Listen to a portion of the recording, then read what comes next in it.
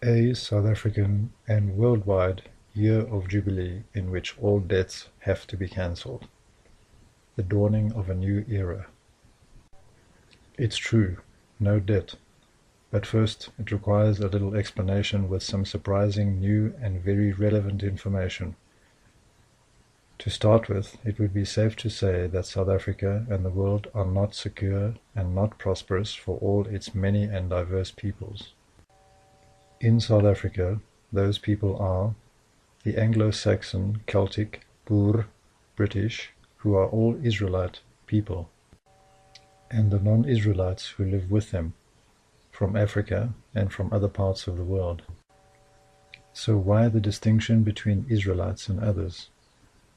It's because those Israelites have something very directly to do with the poor state of South Africa and of the world. The word British is not English. It is Hebrew and means covenant people, Brit-ish, which was the covenant/contract given to Moses and those Israelites at Mount Sinai, which they swore to keep, Deuteronomy 29 verses 10 to 15, which they have not done. Israel is the name of a people, not a country. Genesis 32 verse 28, and he said, Thy name shall be called no more Jacob, but Israel. And Israel means champion of God. For as a prince hast thou power with God and with men, and hast prevailed. And the name Israel is now associated with Jacob's 12 sons and their descendants, who are the tribes of Israel, of which 10 of those tribes are the commonly known lost tribes of Israel. All indications are that the descendants of the 10th son of Jacob, Naphtali, settled in South Africa. Genesis 49 verse 21. Naphtali is a hind let loose, he giveth goodly words. And a hind is a buck. And a hind let loose is a springbuck or a springbok. And Genesis, being the first of the 5 books of Moses, is part of the law. And the springbok emblem is now partly being rejected. Naphtali being in South Africa, confirmed in prophecy again to Abraham.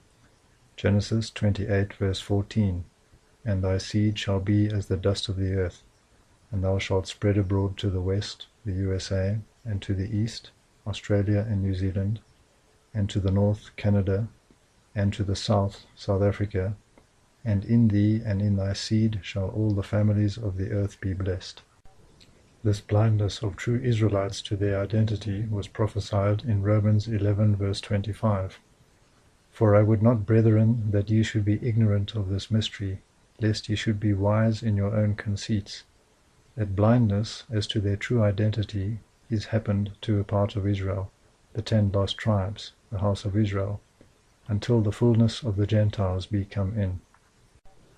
For a full list of all the tribes/countries of true Israel, who mostly don't know who they are, please refer to http://jartruth.net/Abraham, and Jartruth is spelt JahtrUth.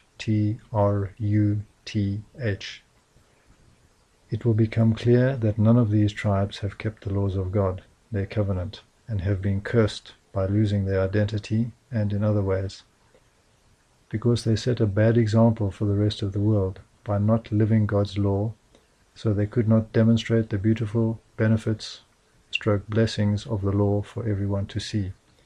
Deuteronomy chapter 28. Things are going wrong in South Africa, and maybe everyone is looking in the wrong places. All solutions are with God, the only person who can lead people in safety to freedom. God promised to protect any people who keep his covenant. Distress comes from breaking that covenant. And God can see the rebellion against him by his laws/covenant being rejected, with the old and new South African flags being flown with the wrong colors on top, and lately with the rejection of the whole of the old South African flag, more about that later, and with the springbok emblem being partially sidelined.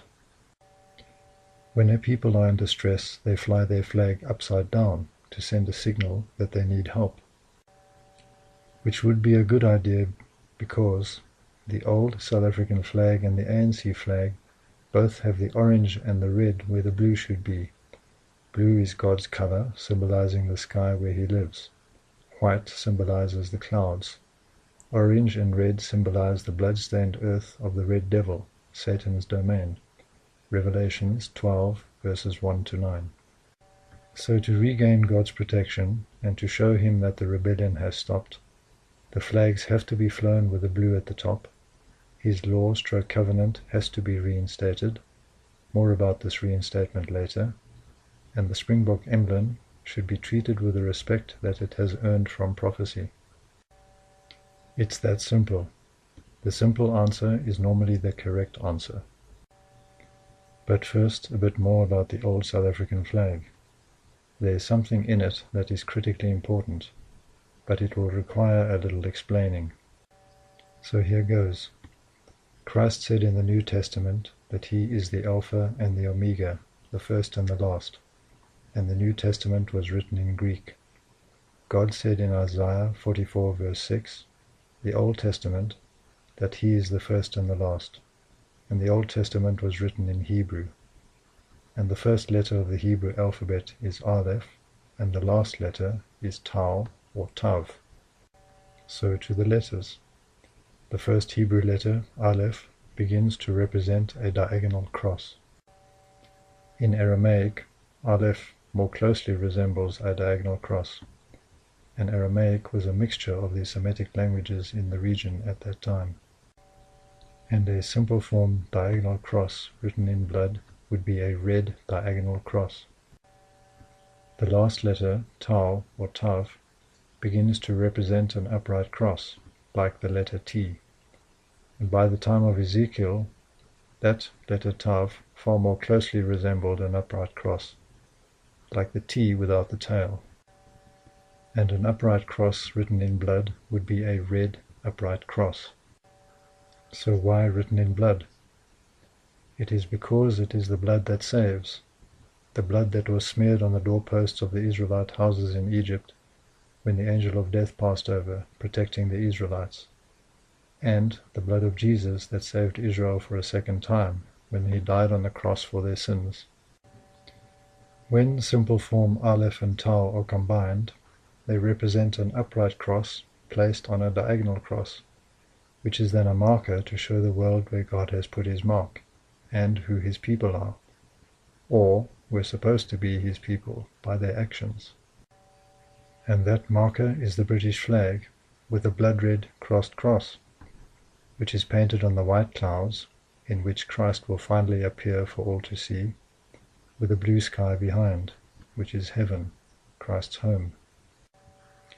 Which is the real reason why the British flag is inside the old South African flag. Furthermore, South Africa is still technically a part of the British Commonwealth, surprise, surprise, because its advocates and judges are all members of the Bar, and Bar stands for British Accreditation Register, of which so-called Queen Elizabeth is the head, and she has allowed human legislation above the law/covenant of God. Anyone who believes in and follows human legislation/law is subservient to the threat of its courts, including the President of the country, hence Elizabeth's ultimate authority. So God's law has to be reinstated, because Elizabeth and the true Israelites have not done it. God's law specifically forbids human legislation/law. Deuteronomy 4 verse 2. Ye shall not add unto the word which I command you, neither shall ye diminish aught from it, that ye may keep the commandments of the I am your God, which I command you. Rejecting the old South African flag and Naphtali's prophesied symbol, and the birthright that goes with those, and symbolically placing Satan above God, with the orange and red at the top of the flags, and not following his law/covenant, insults God and incurs the penalty clauses, curses of the law on the rejectors, in other words the whole country, because that is what the law says it will do. Deuteronomy 11 verse 26. Behold, I set before you this day a blessing and a curse. 11 verse 28. and a curse if ye will not obey the commandments of the I am your God, but turn aside out of the way which I command you this day, to go after other gods which ye have not known. Please see the blessings and curses page at jartruth.net. http://jartruth.net/blescur. The only solution is to go back to God's law and to fly the South African flags with the blue at the top, fly them in your homes if necessary, and to treat the Springbok emblem with respect. These actions will show God that the insults have stopped, and the, symbolic this time, blood that saves, of the red crossed cross in the British flag will save anyone who believes in God's signs, this time from job slavery, debt and crime, etc., in other words, being blessed. Those who champion God's cause will be the new Israelites, and they will be of all the world's races, colors, and nationalities. See Revelation 7 verse 9 for proof of that. If you are arrested for flying the old South African flag, there is an ironclad, bulletproof, and watertight South African court defense at http://j4justice.co.uk, and J for Justice is spelt JFORJUSTICE. They cannot argue lawfully against it and win, and they stands for the hierarchy enslaving you. The bulletproof court defense can now be found at http://thunder3h.wordpress.com. Thunder3h is thunder with a number 3 followed by an H, and WordPress is one word.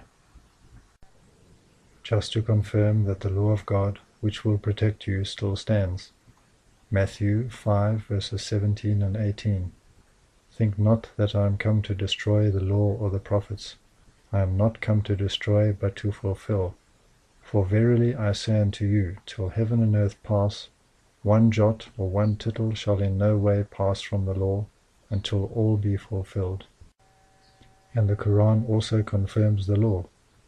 The Heifer 32 verse 23. We did indeed aforetime give the book, Torah, to Moses.